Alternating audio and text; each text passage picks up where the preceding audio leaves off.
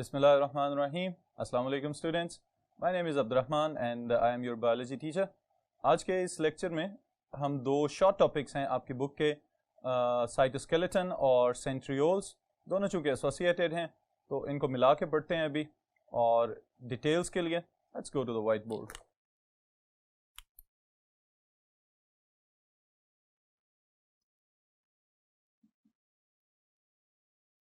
Ji students, the first part is cytoskeleton.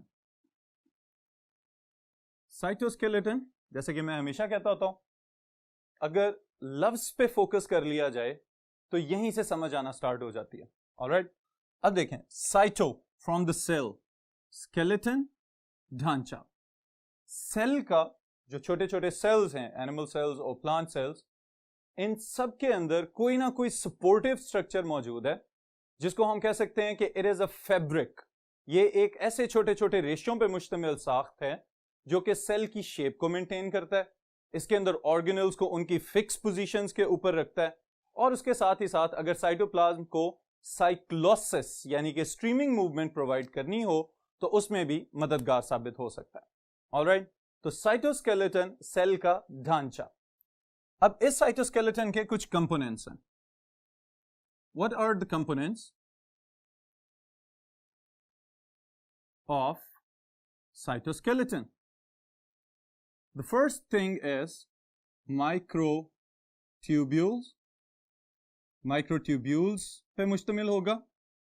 The second one is microfilaments. And the third component is intermediate filaments. Filaments रेशे, धागे नुमा structures. Alright students, ये तीन basic components हैं जो कि cell के ढांचे को बना रहे हैं। इनकी अपनी ऑर्गेनाइजेशन क्या है ये चूंकि आपकी बुक में नहीं है तो इसलिए हम इसकी तफसील में नहीं जा रहे, लेकिन जो बाकी चीजें, इसकी केमिकल कंपोजिशन और इंडिविजुअली ये क्या रोल प्ले कर रहे हैं, that is an important point, तो उसको हम जरूर डिस्कस करेंगे डिटेल में। फर्स्ट ऑफ ऑल कंपोजिशन हम देखते हैं अब कि अगर माइक्रोफिलामेंट्स और माइक्रोट्यूब्यूल्स और इंटरमीडिएट फिलामेंट्स साइटोस्केलेटन बना रहे हैं तो ये खुद किस चीज के बने हुए हैं। तो इसके लिए मैं ये कहूंगा कि all of them are protein structures. सब के सब क्या हैं? प्रोटीन स्ट्रक्चर्स हैं। ऑलराइट, अब अगर प्रोटीन स्ट्रक्चर्स हैं तो कौन कौन से प्रोटीन्स इनमें मौजूद हो सकते हैं? The first one is called tubulin protein. Okay, microtubules छोटी छोटी नालियां हैं, तो ये जो नालीदार स्ट्रक्चर्स हैं ये ट्यूबुलिन प्रोटीन पे मुश्तमिल होंगे। फिर उसके बाद कॉन्ट्रैक्टाइल प्रोटीन्स कहलाती हैं, एक्टिन, मायोसिन और ट्रोपोमायोसिन एंड केराटिन।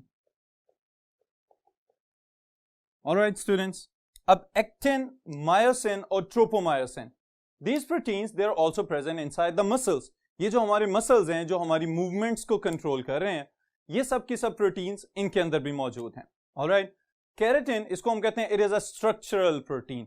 जैसे हमारे नेल्स, नाखून और हमारे हेयर्स जो बाल हैं ये केराटिन प्रोटीन पे मुश्तमिल हैं, तो सेल्स के अंदर भी यही प्रोटीन अपना रोल प्ले कर रहे हैं। ऑलराइट स्टूडेंट्स, अब ये जो तीनों कंपोनेंट्स हमने लिखे थे, माइक्रोट्यूब्यूल्स और फिर माइक्रोफिलामेंट्स और फिर इंटरमीडिएट फिलामेंट्स, इनको वन बाय वन हम डिटेल से देखते हैं कि ये क्या क्या रोल प्ले कर रहे हैं। First of all they are microtubules.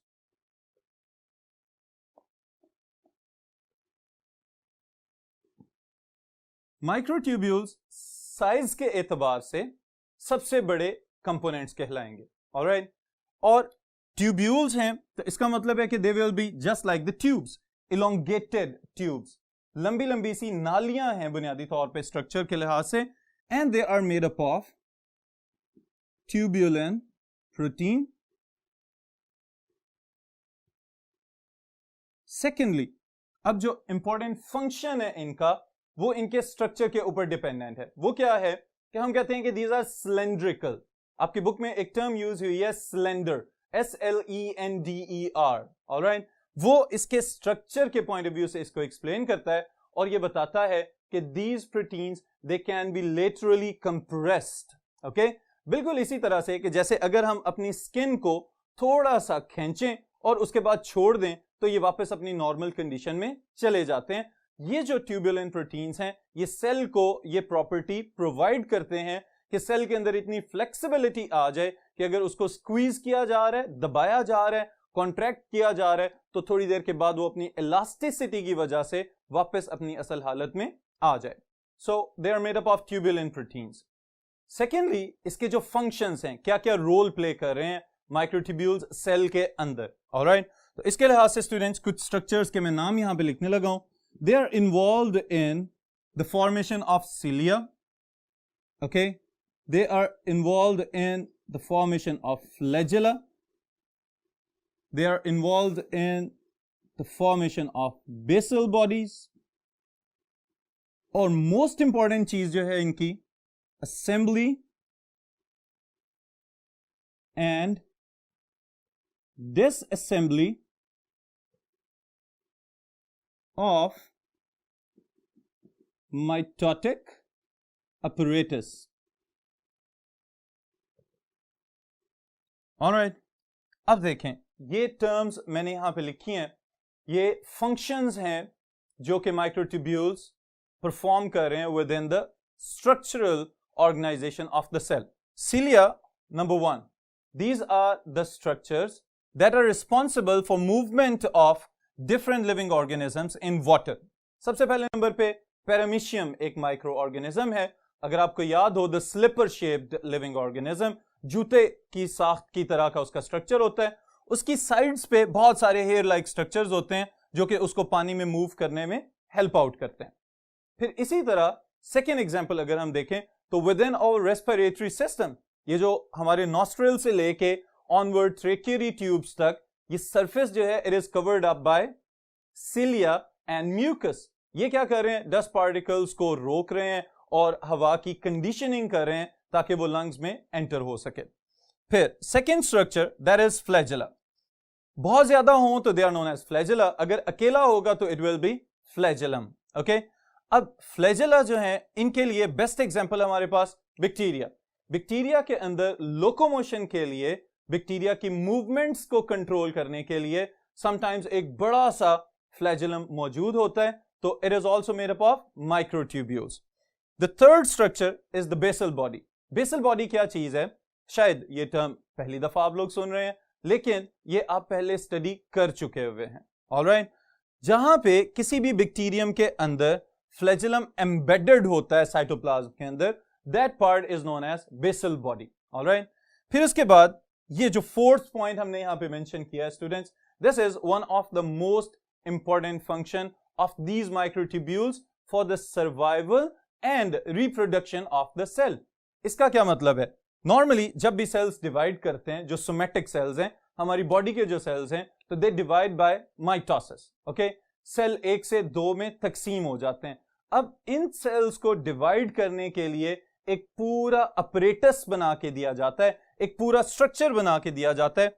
ये जो फिगर आपको इस वक्त नजर आ रही है, ये बहुत ज्यादा फेमिलियर होंगे आप लोग इस शक्ल से कि ये जो डॉटेड लाइंस नजर आती हैं किसी भी यूकैरियोटिक सेल के अंदर, these dotted lines they are formed by microtubules, ताकि जब सेल डिवाइड हो तो सेल डिवीजन के साथ ही साथ ये स्ट्रक्चर हमेशा हमेशा रिलेट होगा, क्योंकि क्रोमोसोम्स की जो मूवमेंट है that is always controlled by these microtubules, जो कि स्पिंडल फाइबर्स बनाते हैं, माइटोटिक अपरेटस बनाते हैं, और फिर जब सेल डिवाइड करने वाला होता है तो उस वक्त ये एक स्ट्रक्चर बनाते हैं, that is known as cleavage furrow. Okay, cleavage furrow क्या है, ये देखें जरा, अगर एक एनिमल सेल अपनी माइटोसिस की लास्ट फेज पे पहुंच जाए, that is what, telophase. Okay, cell जब डिवाइड होने के करीब होता है तो उस वक्त इनके दरमियान में एक ये पिंच्ड स्ट्रक्चर बनता है। ये जो पिचका हुआ सा दरमियान में स्ट्रक्चर या रिंग बनता हुआ नजर आ रहा है, this is known as cleavage furrow. Alright, this cleavage furrow is also located by the presence of microtubules. All right, students, ये था हमारा पहला कंपोनेंट साइटोस्केलेटन का. After microtubules the next one is microfilaments.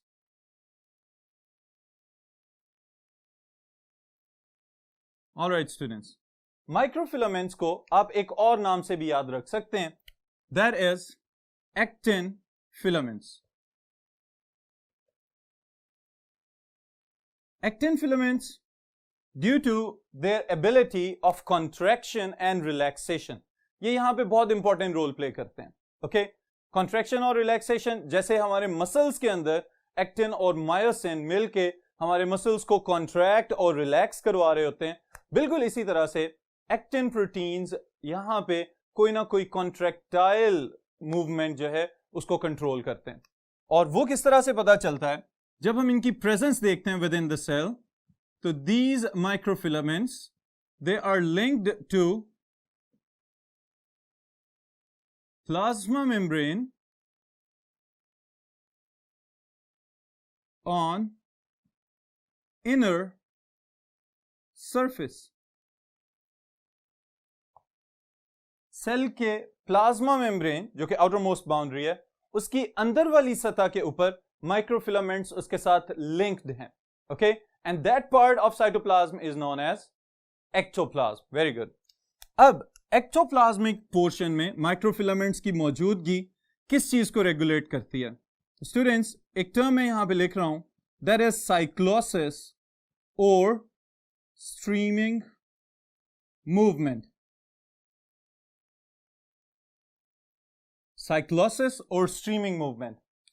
Cytoplasm का वो वाला part जो plasma membrane के करीब है, that is always in motion. वो हमेशा मूव करता रहता है बिल्कुल स्लो स्पीड के साथ.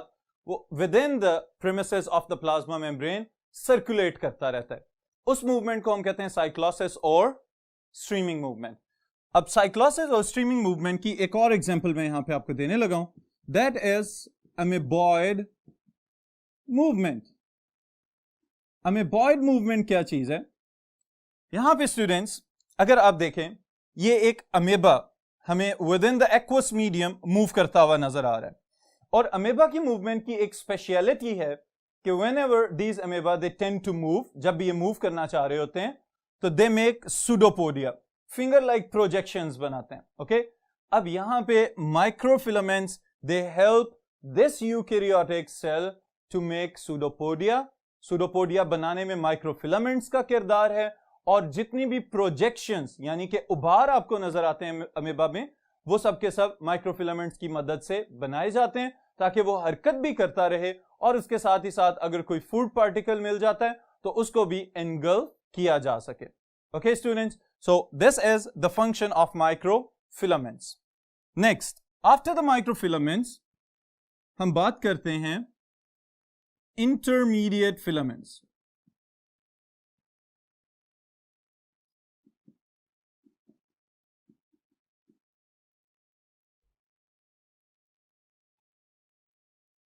ओके, अब इंटरमीडिएट फिलामेंट्स साइज के लिहाज से इंटरमीडिएट इनको कह रहे हैं क्योंकि इनका साइज जो है वो हमारे माइक्रोट्यूब्यूल्स और माइक्रोफिलामेंट्स के दरमियान में है. That's why they are known as intermediate filaments. Okay, अब intermediate filaments they only play structural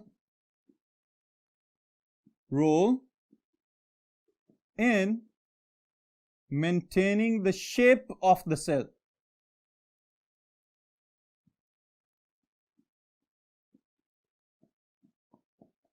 cell की जो शक्ल हमें नजर आती है, एनिमल सेल है या कोई प्लांट सेल है, प्लांट सेल के बाहर सेल वॉल तो उसको उसकी एक रिजिड स्ट्रक्चर या सपोर्ट प्रोवाइड कर ही रहा है, लेकिन सेल के अंदर वाली साइड पे जो स्ट्रक्चर्स यहां पे कार फरमा है उसकी शक्ल को मेंटेन करने में they are the intermediate filaments. Okay, intermediate filaments यहां पे एक जबरदस्त किस्म का रोल प्ले कर रहे हैं. और वो क्या है कि अभी माइक्रोफिलामेंट्स में हमने देखा है the cytoplasm it is always circulating. अगर ये मूव करता रहेगा तो ऑर्गेनेल्स कहां जाएंगे? तो यहां पे इंटरमीडिएट फिलामेंट्स अपना काम करते हैं. और वो क्या करते हैं? दे एंकर, सहारा देते हैं the organelles at their specific places or location.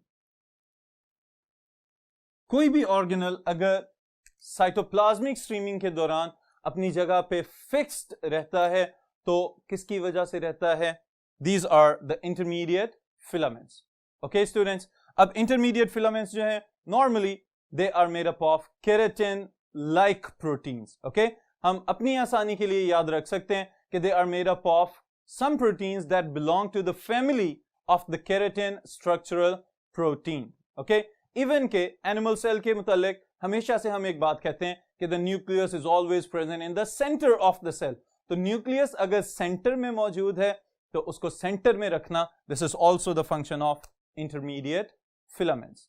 All right students, after the cytoskeleton एक और ऑर्गेनल जो कि एसोसिएटेड है इसी के साथ, उसको मैं यहां पे मेंशन करने लगा हूं, and that are centrioles.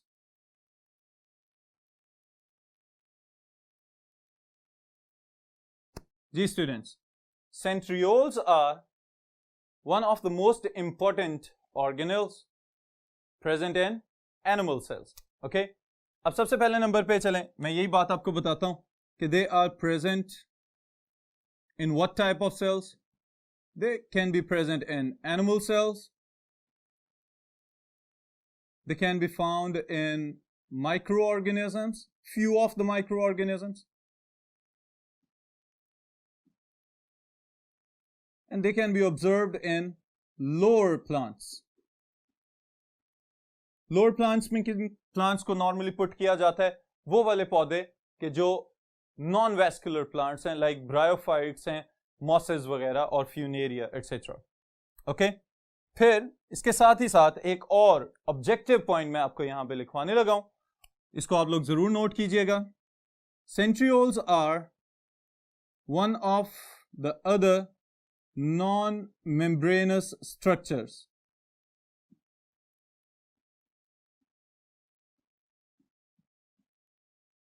of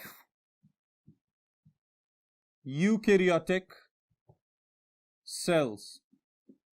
Okay, ribosomes वो ऑर्गेनल्स हैं जिनके पास कोई भी आउटर मेम्ब्रेन मौजूद नहीं होती. ओके, सेंट्रियोल्स की अभी हम बात कर रहे हैं और इसके बाद एक और ऑर्गेनल मजीद हम डिस्कस करेंगे.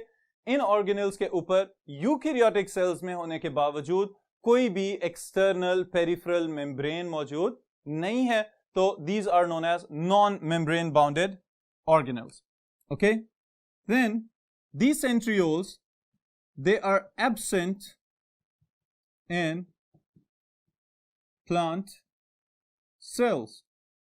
All right students, plant cells के अंदर centrioles नहीं है, लेकिन जब प्लांट सेल ने भी डिवाइड करना होता है तो माइक्रोट्यूब्यूल्स ही उसको रेगुलेट करते हैं, वही स्पेशलाइज्ड एस्टर्स और स्पिंडल फाइबर्स बनाते हैं. लेकिन सेंट्रियोल्स वाली जो ऑर्गेनाइजेशन है वो वहां पे माइक्रोट्यूब्यूल्स नहीं बनाते inside the plant cells. Okay, then इनके स्ट्रक्चर की अगर हम बात करें तो they are made up of what? array arrangement of 9 microtubules.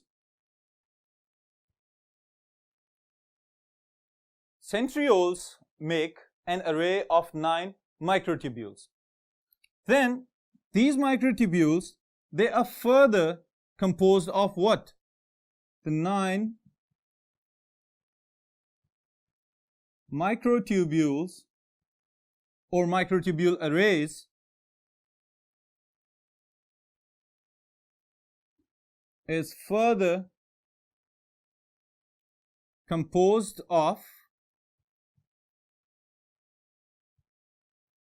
triplets. Triplets यानी कि तीन ट्यूब्यूल्स पे मुश्तमिल है. ओके स्टूडेंट्स, अब अगर ये पूछा जाए कि टोटल ट्यूब्स जो बन रही हैं यहां पे वो कितनी है, इसका मतलब ये है कि if there are 9 triplets, तो 9 multiplied by 3, it will be 27 total microtubule subunits. Okay, ये इंपॉर्टेंट ऑब्जेक्टिव है, इसको आप लोग याद रख सकते हैं. Then what is the function of centrioles within the eukaryotic cell? Okay, functions के एतबार से these centrioles, they are very important in making up the mitotic apparatus. All right students, अब mitotic apparatus क्या है?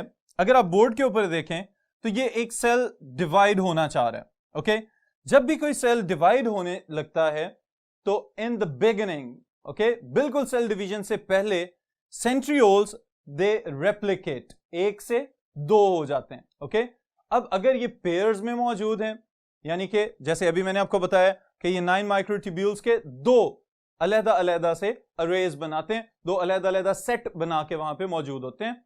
और नॉर्मली इनकी presence कहां पे है? आउटसाइड द न्यूक्लियस, न्यूक्लियस की बैरूनी सतह के ऊपर. ओके स्टूडेंट्स, अब क्या होगा? If this cell is going to divide तो सेंट्रियोल्स रेप्लिकेट होंगे. रेप्लिकेट होने के बाद क्या होगा?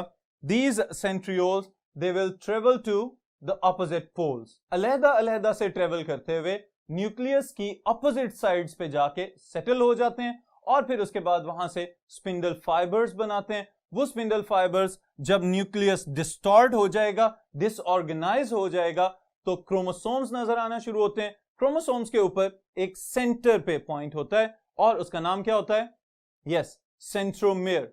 सेंट्रोमेयर के ऊपर काइनेटोकोर फाइबर से ये उसको अटैच करते हैं और फिर उसके बाद क्रोमोसोम्स को मूव करना शुरू करवा देते हैं towards their respective poles. Alright, और फिर एट द एंड क्या होगा? जो लास्ट फेज होती है सेल डिवीजन की, वहां पे हमें क्या नजर आता है कि whenever the animal cell is going to divide, a specialized ring is formed in the middle of the two daughter cells, और वो जो रिंग बनता है that is known as the cleavage furrow. All right students, that cleavage furrow, it is located by microtubules of the centrioles.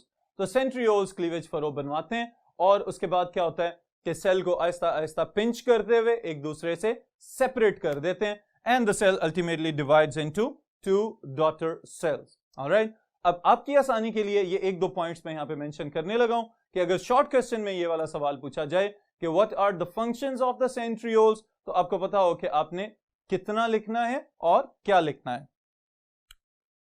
Number 1, important for making the mitotic apparatus. Okay students, mitotic apparatus बनाने में helpful है. Number 2,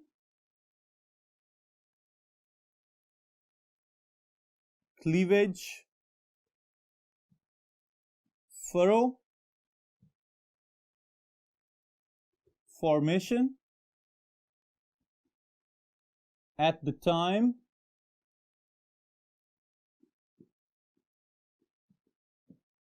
of cytokinesis.